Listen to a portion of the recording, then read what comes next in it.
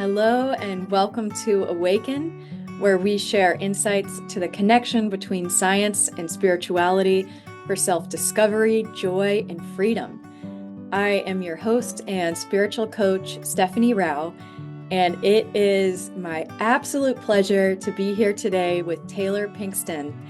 Taylor is a licensed social worker and specifically is a self-love social worker known as the Heart Advocate locally and even beyond after she received her certification in the Foundations of Self-Love through the Path of Self-Love in 2017. The Heart Advocate is dedicated to helping individuals choose self-love as a coping skill for mental health and healing. And the Heart Advocate provides individual self-love sessions and facilitates workshops and presentations on the importance of self-love and mental health, healthy relationships, and why self-care matters.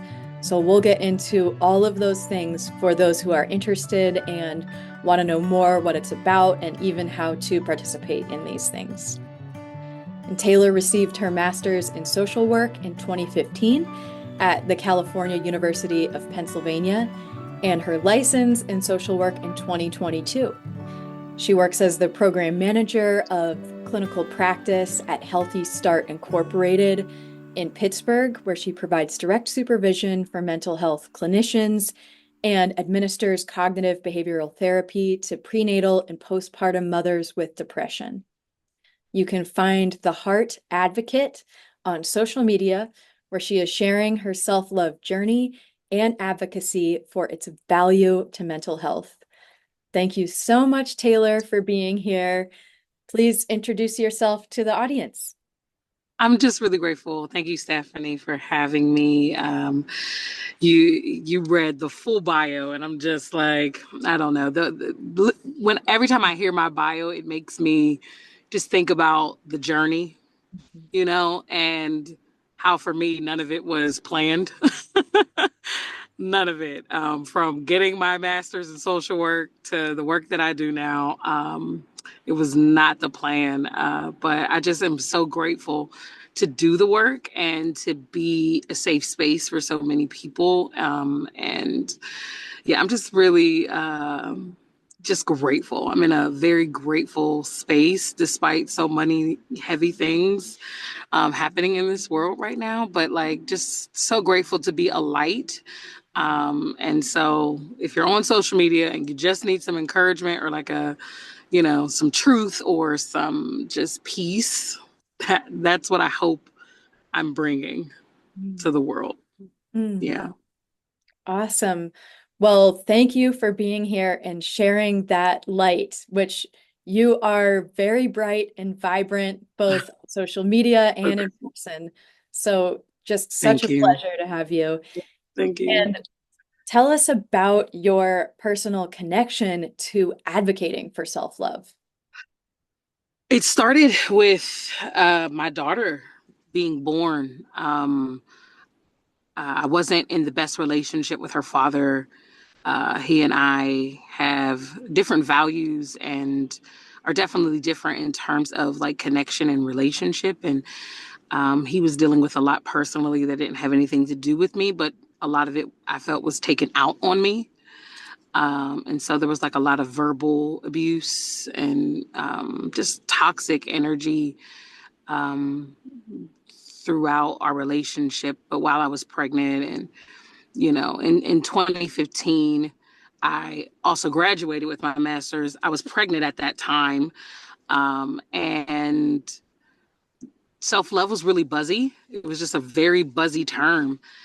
And I knew I needed it, but I didn't know what it truly meant. And that's how I found the path of self-love, through Google searching them. And so through dealing with prenatal depression, discovering self-love, getting certified in self-love after going through the Foundations of Self-Love program with Christina Rilo and her team, all of that was like a 2-year span.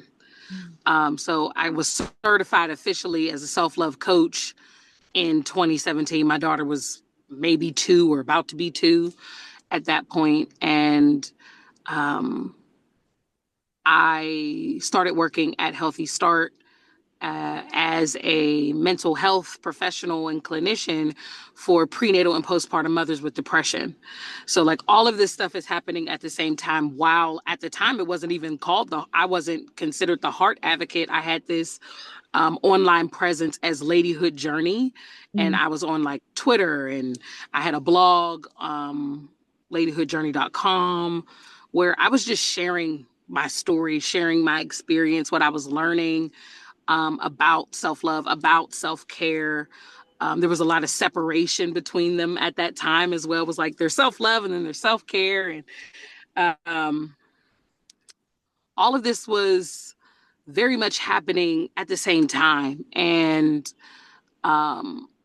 I really was in a space where I was able to practice self-love for myself and support, encourage, and educate self-love to my community and beyond. Whether it was social media or speaking engagements, which I started to do. And then once I started really working at Healthy Start, I was able to provide cognitive behavioral therapy and bring the self-love piece to the mothers that were struggling with prenatal depression like I had, to prevent the postpartum depression.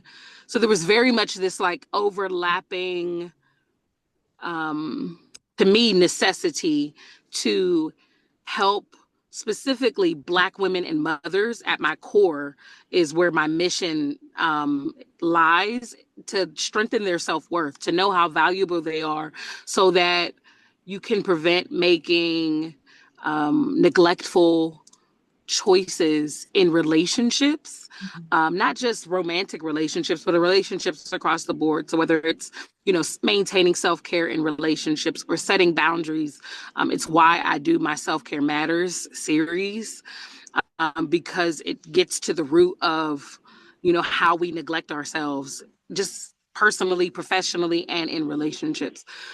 Um, so it's very personal to me. Yeah. I feel depression and anxiety um,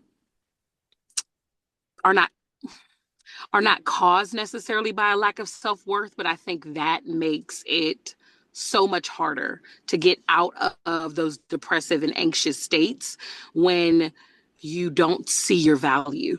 Mhm. So I believe in self-love being a part of mental health, and it should be more of a priority outside of just self-care and self-esteem. Like it's so much more than that. Self-love is so much more than that.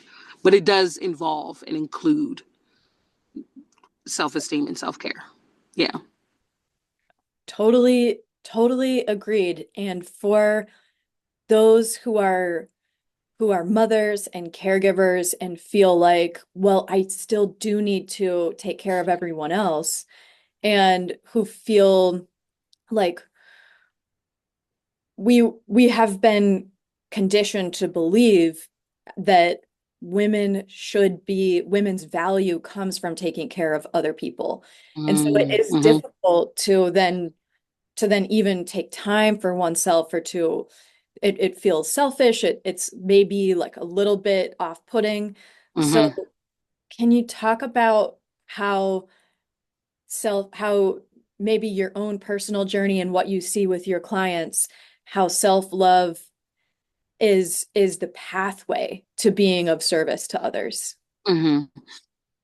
When it comes to mental health concerns, a lot of them come from stress. Stress is like the major cause for depression, um, and things like that. And so um, I see in myself and with the individuals that I work with, and primarily I'm working with Black women and mothers, um, is this tendency to feel like it is their responsibility, or it is our responsibility, to fix everyone in our lives, to make sure that everybody is okay, to, be a cure, or um, to very much put self last and make sure that everybody else is good. So a lot of it is giving self permission. So I had to give myself permission to self-love.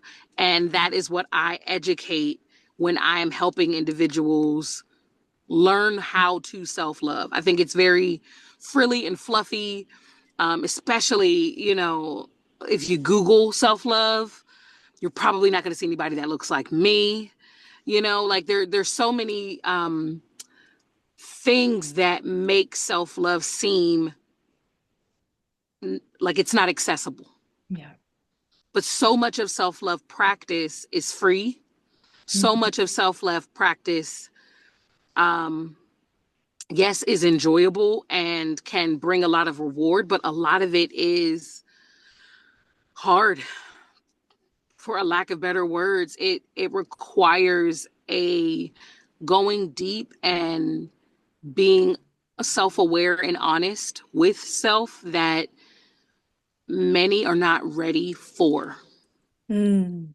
And it's easy to just be like, I'll just do the surface self-care stuff and that is enough self-love for me. And if that is where you are, that is where you are. Yeah. But there's so much more to loving self that goes far beyond the physical self-care practices. Mm. Again, that is a part of self-love, but there's so much more to it. And so, I think it's so important when I'm working with someone to just educate on the permission that is needed.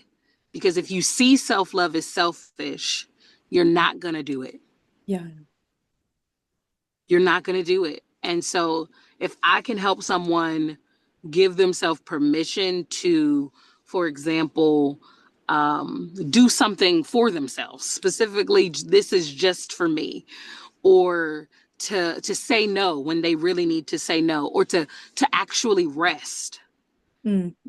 even if it's not the weekend, Mm. to literally rest during your work week, Mhm. or to set a boundary, or to have a uncomfortable conversation. If I can encourage them to give themselves permission to do that, then we can begin to build upon that. But first, it's the permission. And that's the one thing that I had to give myself, and definitely what I see is a need for those that I work with. Mm. I love that. And for giving permission for people who think it is selfish, how Mm-hmm. how what are some of the ways, because everyone is a little bit different, but what are some of Mm-hmm. the ways that that helps people make that transition from Mm-hmm. this is selfish to, oh, I can value myself. I can give Mm-hmm. myself that permission. Self-love, to me, is more about community than Yeah. it is about the individual. Mm, wow. And so what I say, and you'll hear me say it at other times, is somebody is watching you, Hmm. whether it's your children or your coworkers or your family and friends or even your parents. Somebody is watching you, self-love or not. Yeah. You are that valuable. You are that important. You matter that much in your practice because somebody is learning from you. Mm, For my parents, that really hits because it's like your kid is listening to you beauty and body shame yourself. Your kid is listening to you be overly critical and judgmental of yourself. They're listening to your perfectionism. They're watching it hmm. take place.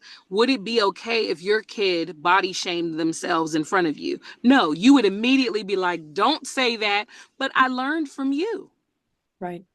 And so when we begin to see ourselves as valuable, we take ourselves out of it and think more about a community perspective of self-love, which is also a part of my vision, to have a worldwide self-love um, energy where people value themselves, not just for you. Yeah, it's for you, but it's for the people watching you. When you self love, they're going to want to do it too. It is attractive.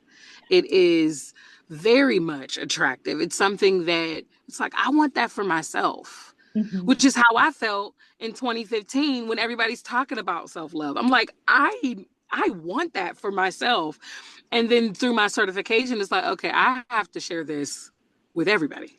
Mm. Like I have to share this with everybody. Um, and I hope that I, have the capacity and can continue to do just that. But seeing yourself as valuable and in your self-love is about your community, and if I just imagine what a community of self-lovers would look like Mm. that would be the safest, like that would be the most Most fun. powerful. Yes, it would be fun, it would be transparent, it would be vulnerable, it would be emotionally intelligent. It would have so much power. um yeah, that sounds beautiful to me. Mm. I think that that will really hit home for people wanting to self-love, but still feeling like this is selfish of Hmm. actually this is about your whole community. I love the way you said that. Yeah. And I'm curious, what is your perspective on how much one has to give after maintaining a consistent self-love practice? Do you mean give in what sense? Give Like, of themselves? yeah, yeah. Um, I do not believe that it is anybody's responsibility to overextend themselves so much that they are burnt out and experiencing compassion fatigue. Obviously, I'm a social worker. Um, the burnout rates for social workers is through the roof. It's Mhm. so high. Um, and my clinicians that I supervise will be the first ones to tell you I'm always assessing their self care, Yeah. not just the physical care, but the spiritual care and the social care and the mental and emotional care. Like, it's very important to me that they do not burn out or get to a place where they're displaying compassion fatigue symptoms, where you no longer can empathize with people because you've heard it all, or you're so overwhelmed with the experiences of others that you have no empathy left in you. How do we prevent that? We prevent that with things like self-care, um, and really checking in with ourselves. I do not think that any human being is responsible to educate people on how to live and what to do, but I know that you're an example because somebody's always watching you. And so you can take that as you do. I do feel like some people are called to tell their story, to use their voice, whether that's on like a micro scale, like just neighbor to neighbor, person to person, or like macro, where you're like on stages and speaking in front of the masses. Like, some people are just called to do that, and you have to look within to determine like where you fall in that. I do think every story is valuable. Yeah. Like, we all have value in our experiences. But I think it's the individual's personal readiness that determines um, how much they give and when.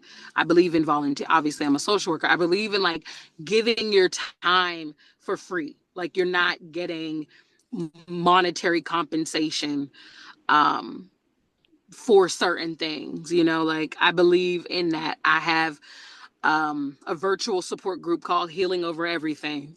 That is a free space for individuals. I'm not getting anything and I'm not asking for anything. You're welcome if you're 18 and over and you just need a social media space that you're not going to see the news and you're not going to see some of the really dark spaces.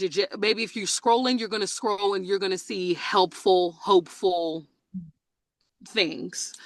Um, I believe in service. but we have to have boundaries because you will burn out. Mm-hmm. You will. Mm-hmm. Self-love almost allows that more sustainable service over time because you're not drawing from your own being. Mm-hmm. Mm-hmm. Yeah, I would absolutely agree with that. I think self-love holds space. Like the first, we say branch, we see self-love as a tree. So like the roots of the tree are your self-worth and your value. You know, the tree is actually the tree of self-love. And then there's these branches. Well, one of those branches is self-awareness and honesty. Mm. And we have to be honest with ourselves about where we are, Yeah. what we need, what we desire. And it's, you know, self love is not a free pass for toxicity. Right. There is accountability, there is discipline involved. As self love coaches, we take a vow, like we take a vow of self love.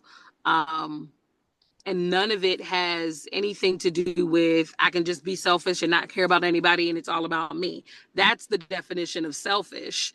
That is not the definition of self-love. But if you Google self-love, you're going to see things like vain Yeah. and self, like you're going to see these words that completely contradict what I'm saying. And that's because the world is not ready for a community of self-lovers.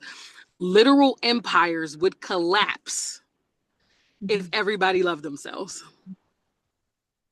Collapse. Like the beauty industry would collapse. It would collapse if people valued themselves in a different light. Um, they know how to prey on the perfectionism that we've been taught, Mm. you know? And so when we're honest with ourselves and we're like, you know, I'm struggling in this area, but I'm thriving in this area. I am ready to talk about this. I am not ready to talk about that. To me, that is self-love. It is not perfect. I am not perfect. I do not self-love perfectly. I make mistakes constantly. I believe there's no expert in self-love. Not one. Nobody's an expert. We are all students. Mm. And all shining our own individual lights Yes. to help other people. But as you said, not necessarily like there can be coaches and there can be guides, but for everybody, it is your own journey. Yeah. Mhm. Absolutely. Mhm. Mm-hmm. So, for those who want to get started but are still like, okay, how do I do this, Taylor? Mm-hmm. What Mm-hmm. are what would you say are the top ways to get started on any sort of self-love practice if people are brand new to it? I would encourage starting with checking in. Okay, so on my website, I have some free self-love resources. It's under the HOE, which is Healing Over Everything tab of my menu. And one of the resources is called Time to Check In. Mhm. I think that, I mean, if you meet with me individually for a session, that's one of the first things we're going to do because we don't check in with ourselves. We're very, we're very good at avoiding. Mm. And without fault, we don't really know what questions to ask ourselves. Mm. So some of us have the strength of an ability to ask good questions, right? Mhm. Stephanie, you're asking really good questions. People by themselves don't know what to ask themselves. So that's why we go outside of ourselves to get support. Things like checking in and getting, whether it's journal prompts or however, a space like theheartadvocate.com, you're going to have opportunities to check in with yourself and ask yourself questions that you maybe didn't know to ask or that you've been avoiding answering.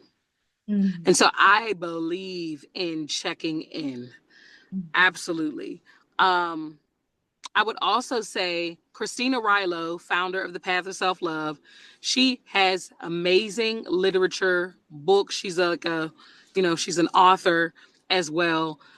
I've read 2 of her books, and I think she has at least 5. Okay. But she has a book on the foundations of self-love. My favorite is Choosing Me Before We. So for those of you who are interested in romantic, intimate relationships, or you're in a romantic, intimate relationship, or maybe you're single or recently divorced, or maybe gone through a breakup, Choosing Me Before We is for you. But learning what the 10 branches of self-love through all Christina Rilo's literature is foundational in the understanding of what self-love actually is.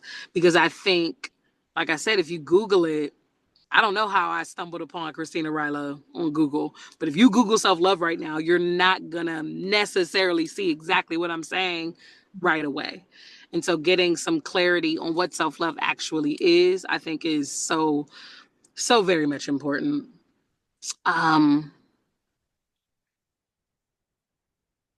Yeah, those will be my foundational tips. I think a lot of us start with self-care, Mhm.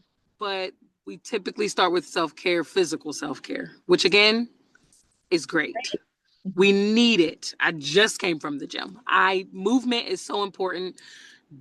Drinking water, rest, sleep, food, eating. These are things that we need. Pampering, hygiene, care. These things are great. But if you only do those things, you're missing the mental self-care and the emotional self-care. So I would say for those of you big self-care people, go a little further in your self-care journey. What does mental self-care mean for you? What does emotional self-care mean for you? What does spiritual self-care mean for you? I will be facilitating my Self-Care Matters series this summer. I didn't get to do it in February, but in June, July, it will be coming back. I think that's like a great time to do it right in the middle of the year. So that's a space where you really can explore self-care from a broader perspective. That's fantastic. So for those who are interested, how can they find out about it and sign up to make sure that they hear all the updates and can be a part of that Self-Care Matters series? So on my website, I have a services tab in my menu. You can learn about all the services that I provide, including programs, sessions, and workshops. But I also, on my homepage, if you scroll down, you'll see information about the Self-Care Matters series specifically. And I won't be starting registration until April of 2025. So if you follow me on social media, you'll hear all about when things are open for registration. Great. Well, we'll make sure to include a link to your website in this description so you can check that out. And how can people best follow you on social media? I don't TikTok. I don't Twitter. I don't do the Twitter or the Tik, but I am an Instagram girly. So I do, if that's where I spend most of my time. And I'm also on Facebook. I have a personal page on Facebook, and then I have the Heart Advocates Facebook business page as well. So I'm on there, but Instagram is where I spend most of my time. So if you want to DM me, I will get back to you. I'm active in my story, and I'm, taking self-love everywhere I go. Wow. Well, Taylor, I'm so grateful for your message and what you're doing and your time today. I'm sure many listeners have gotten a deeper understanding of self-love and maybe even a curiosity of, okay, I'm open to it. Let's take the next step. So Yeah. thank you so much. Thank you. Thank you for tuning in to this amazing interview as part of our Awaken series. I hope you found value. Check out the rest of the interviews on Awaken. Keep tuning in and please subscribe to Paradigm Expansions to stay in touch, where we are doing more events like this. And we are all about dropping in to your heart, to your true self, to really, truly love your life. Thank you for joining. See you on the next video.